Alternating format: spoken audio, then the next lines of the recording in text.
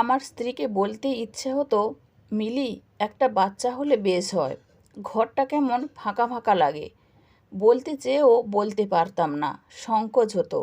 খুব ছোট্ট কারণে চিৎকার চেঁচামেচি করা ওর স্বভাব। রাখতেও সময় লাগে না, রাগ ভাঙতেও সময় লাগে না। বিয়ের পর মিলির সাথে মানিয়ে নিতে কষ্ট হচ্ছিল। সারাদিন সবার সাথে বেশ থাকে। নতুন বউয়ের সাথে ভাবি দুলাভাইরা ঠাট্টা মস্করা করবে, এই তো স্বাভাবিক। মিলি মানতে পারতো না। রুমে এসে ফোঁস করতো। এত কুৎসিত কথা মানুষ বলে কি করে? আহা, কি হয়েছে বলবা তো? বলবো না। তাহলে অর্ধেক কথা বললে কেন? মিলি উত্তর দিত না। বালিশ নিয়ে সোফাতে শুয়ে পড়তো। ওর স্বভাব ভীষণ আওগাছলো। দু একটা উদাহরণ দিই। ঘুরতে যাবার সময় মিলি কখনো শাড়ির সাথে ম্যাচিং ব্লাউজ খুঁজে পেত না। সবুজ শাড়ির সাথে ম্যাটে খয়েরি ব্লাউজ নির্দ্বিধায় গায়ে চড়াতো। এমনিতে সাজতে পছন্দ করতো না। চুল আঁচড়ে সামান্য ঠোঁটে লিপস্টিক ঘষতে আধ ঘন্টা লাগাতো। সাজো না, এতেই এত সময় লাগে। সাজলে কি হতো? মিলি মুখ ঘুরিয়ে রাগ করতো। ওর সব কিছুর মতো রাগটাও ভীষণ উপভোগ করতাম। বিয়ের 2.5 বছর পর মিলি কনসিভ করলো। প্রচণ্ড খুশি হলাম। ও জীবনের শ্রেষ্ঠ উপহার আমাকে দিতে যাচ্ছে। মিলির সাথে এ আনন্দ ভাগ করা যেত না। রকচটা স্বভাবের ধার প্রেগনেন্সির সময় আরও বাড়ল। তুমি কাকে বেশি ভালোবাসবে, বেবিকে না আমাকে? সমান সমান। অ্যাবর্শন করে ফেলবো। কি বলছো? তুমি কেন ওকে আমার সমান ভালোবাসবে? কেন বাসবে? আঁচড়ে কামড়ে একাকার করে ফেলতো। ওকে সামাল দিতে আমার বেগ পেতে হতো। রাত হলে বায়না ধরতো, পেটে হাত দাও। দিচ্ছি। দিচ্ছি না, এক্ষুনি দাও। আচ্ছা, আমার একটা ছেলে হবে। আল্লাহ পাক খুশি হয়ে যা দেন। মেয়ে হলে আমি কোলে নেব না। কী সব বলো? সত্য বলি। কি উত্তর দিব ভেবে পেতাম না। একটু পর আবার বলতো, কার মতো হবে? বেবিরা বাবার মতোই হয়। হুম, আমার মতো চুল হবে, চোখ হবে, নাক হবে, এমন ঝগড়াটে হবে। আচ্ছা, এবার ঘুমাও। খানিক পর জড়িয়ে ধরে বুকে মাথা রাখতো। ফিসফিস করে বলতো, তোমার মতোই হবে। তোমায় স্পর্শ করলে যেমন তৃপ্তি আসে, ওকে ছুঁয়ে আমি তেমন সুখ পাবো। ব্যবসায়িক কাজে বাইরে থাকতে হতো প্রচুর। তবু চেষ্টা করতাম বাড়িতে একবেলা সবার সাথে খাবার টেবিলে বসতে। মিলি এত পাগল, আধ ঘন্টা না যেতেই ফোন দিত। কই তুমি? এক্ষুনি আসো। মাত্র গেলাম, লেট হবে। তুমি আসবা নাকি আসবা না? দিন যায় ওর পাগলামি বাড়ি।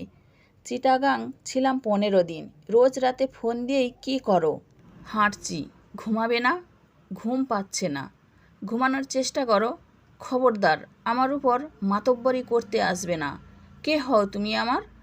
যত শান্ত করার চেষ্টা করি রাগ তত বাড়ে। শেষ পর্যন্ত বাধ্য হয়ে বলি, রাখছি ফোন, কাজ আছে। যাবে না তুমি? কি করব? আমায় বুকে নিয়ে বসে থাকবে, এক্ষুনি নাও। শৈশবের জন্মের পর পাগলি মেয়েটা কখনো বায়না ধরে না বুকে নাও। শৈশবের মাথার কোঁকড়া চুল থেকে পায়ের কড়ে আঙুল পর্যন্ত হুবহু আমার কার্বন কপি। শুধু স্বভাবটা মায়ের। স্কুলে যাবে, ব্যাগ গুছিয়ে দিচ্ছি। আব্বু, আইসক্রিম খাবো। আচ্ছা। French fry.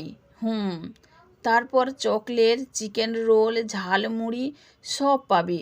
নাও, জুতো পরো। রাতে ঘুমানোর সময় গলা জড়িয়ে ধরে, আব্বু, মামনি কতদিন আমাদের সাথে নেই? 2-3 মাস। অনেক দিন, তাই না? বেশি দিন না, এসে পড়বে। এখন ঘুমাও। ছেলে কোলবালিশে মাথা গুঁজে ঘুমিয়ে পড়ে। আমি পেছন থেকে ছোট্ট শরীরটাকে জড়িয়ে ধরে রাখি। শৈশবকে বকতে পারতাম না। রাগী চোখে তাকালে শার্টের হাতায় চোখ মুছত। কোনো এক শনিবারে একটা ধমক দিয়েছিলাম। সে কথা মনে পড়ে আরও বেশি করে কাঁদত। ঠিক সেই মুহূর্তে ওর মার কথা মনে পড়ত। বিয়ের 2 বছর পর আমি ফিরে দেখি কাঁদছে। কাঁদছো কেন? কি করেছো তুমি? মনে নাই? কি করলাম? বিয়ের ঠিক 10 দিনের মাথায় তুমি বলেছ কি, আমাকে বিয়ে করা তোমার ভুল সিদ্ধান্ত ছিল, বলো নাই? হায় রে, এত আগের কথা মনে থাকে নাকি? আমার থাকে। সরো তুমি, ছুবে না আমায়। শৈশব ঠিক মায়ের মতো ভঙ্গি করে কাঁদছে। কবে দুধ খাবার সময় গালি দিয়েছিলাম সে কথা মনে পড়েছে। কলিং বেল বাজলো। মুখ মুছে উজ্জ্বল মুখে বলল, আব্বু, মামনি এসেছে। আজ তো আসার কথা নয়, অন্য কেউ। শৈশব তবু খুব আগ্রহ নিয়ে দরজা খুলল। রাশেদ সাহেব, লতায় পাতায় মায়ের আত্মীয় হন। আপনার ছেলে বোধহয় আমাকে দেখে খুশি হয়নি। গোমরা মুখে ভিতরে চলে গেল। ও মনে করেছিল ওর মা এসেছে। ও আচ্ছা, ভাবি কি বাইরে গেছেন? ওর মা মারা গেছে কিছুদিন আগে। ভদ্রলোক নিশ্চুপ, ধাতস্থ হতে কিছু সময় নিলেন। I am sorry. না, ঠিক আছে। কতদিন হলো ভাবি মারা গেছেন? বেশি না, 5 বছর কয়েক মাস। গল্পটি কেমন লাগলো কমেন্ট করে জানাবেন প্লিজ। আর পরবর্তী গল্পের জন্য চ্যানেলটি সাবস্ক্রাইব করুন এবং পাশে থাকা বেল আইকনটি ক্লিক করে রাখুন। Thanks for watching.